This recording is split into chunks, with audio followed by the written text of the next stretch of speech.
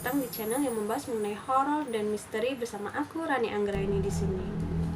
Kali ini aku akan membahas mengenai kisah psikopat tergila sepanjang masa yang bernama Edward Theodore Gein atau lebih dikenal dengan nama Ed Gein. Ed lahir dalam sebuah keluarga yang bisa dibilang cukup unik. Ayahnya George Gein adalah seorang pecandu alkohol, sedangkan ibunya Augusta Gein adalah seorang perempuan yang sangat dominan dan cenderung overprotective terhadap kedua anaknya, Ed dan Henry. Bahkan sejak kecil, sang ibu selalu mendidik Ed dan Henry untuk membenci perempuan. Akses keluarga yang dibatasi oleh sang ibu ditambah posisi rumah mereka yang cukup jauh dari area pusat permukiman membuat Ed dan Henry tumbuh menjadi pria yang sangat tertutup dengan orang asing. Ayahnya menjadi satu-satunya orang di keluarga Gein yang paling sering berhubungan dengan masyarakat karena merupakan tulang punggung keluarga. Sayangnya pada tahun 1940, ayah Ed meninggal dunia akibat gagal jantung. Untuk menghidupi ibu mereka yang juga sakit keras, Ed dan Henry akhirnya terpaksa keluar rumah dan mencari pekerjaan. Meski agak aneh, masyarakat tetap menerima Gein bersaudara karena dianggap cukup ulet, pekerja keras, dan bersedia melakukan pekerjaan apapun. Pada tahun 1944, saat bekerja merenovasi sebuah rumah, Ed dan Henry terlibat sebuah kecelakaan. Rumah tersebut terbakar dan Henry ditemukan tewas. Namun kematian Henry menjadi tanda tanya besar. Pasalnya meski tewas dalam kebakaran, tidak ditemukan luka bakar di tubuh Henry, malah terdapat beberapa luka memar di bagian kepala.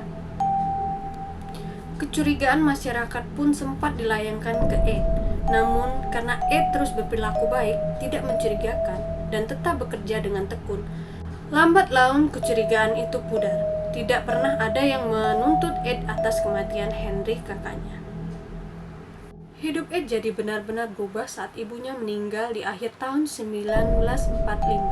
Kehilangan sosok idola panutan dan satu-satunya teman membuat Ed merasa sangat terpukul dan kesepian.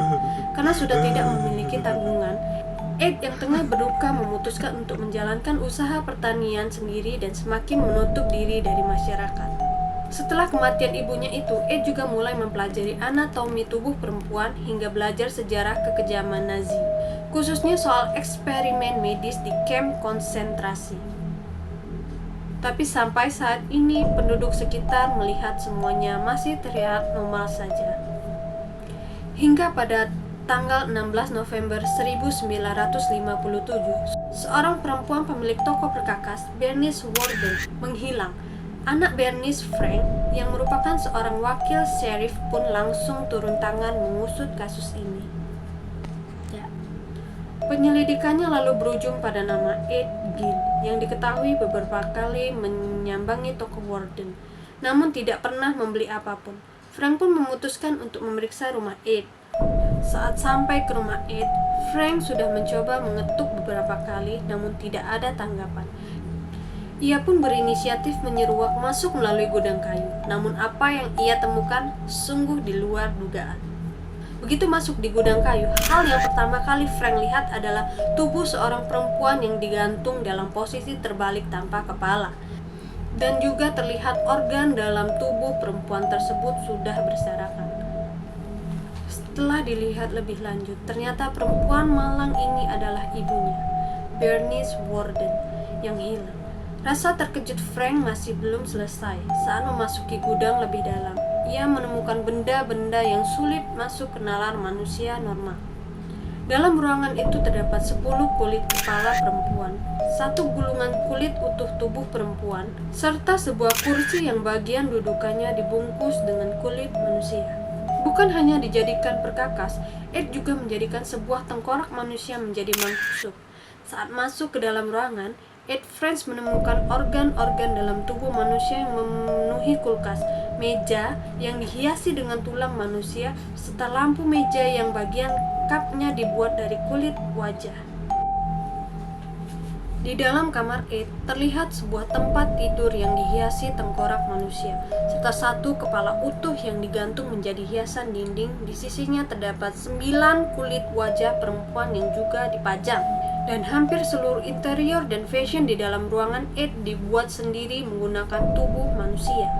Akibat temuan fantastis itu, Ed langsung diciduk dan diadili. Selama di sidang, karena dugaan pembunuhan terhadap Bernice Worden, Ed juga diduga telah membunuh seorang pemilik bar bernama Mary Hogan pada tahun 1954 silam. Diduga Mary merupakan perempuan hidup yang jadi korban pertama Ed. Kenapa ia menjadi korban hidup pertama? Sebab Ed mengaku selama ini hanya membunuh 2 orang perempuan saja, sedangkan tubuh manusia sisanya ia dapat dari menggali kubur perempuan yang baru saja meninggal. Selain tubuh Bernice dan Mary, diperkirakan ada sekitar 15 mayat perempuan lainnya yang sudah diubah menjadi berbagai macam benda oleh Ed. Saking banyaknya, Ed bahkan tidak bisa mengingat berapa jumlah mayat perempuan yang ia kumpulkan. Di depan pengadilan, Ed mengaku membuat karya seni sadis itu karena ingin hidup sebagai perempuan utuh seperti idolanya sang ibu. Untuk itu, Ed kerap mengenakan pakaian perempuan dan topeng dari kulit wajah perempuan serta berpura-pura menjadi ibunya. Karena dianggap tidak kompeten secara mental untuk mengikuti persidangan, Ed akhirnya dijebloskan ke Rumah Sakit Jiwa Institut Kesehatan Mental Mendota selama 10 tahun. Selama di rumah sakit jiwa, Ed dikenal sebagai orang yang sangat baik, sopan, lembut, bahkan bijaksana, dan cenderung tidak menyusahkan. Setelah dianggap cukup kompeten untuk mengikuti sidang, Ed lalu disidang dan dinyatakan bersalah. Namun ia tidak dijatuhi hukuman kurungan. Ia dinyatakan sebagai tahanan gila dan dikurung di Institut Kesehatan Mental Mendota hingga tutup usia pada 26 Juli 1984 akibat kanker paru dan gagal jantung. Karena kisah ini terbilang sangat luar biasa kejam dan gilanya, bahkan penulis pembuat film horor banyak mengadaptasi dari kisah tersebut. Dan itulah kisah Ed, salah satu psikopat terkejam di dunia. Oke gengs, apakah ini merupakan salah satu kisah terseram yang pernah kalian dengar? Jadi menurut kalian apakah ada kisah yang lebih seram daripada kisah Ed ini? Boleh komen ya di bawah.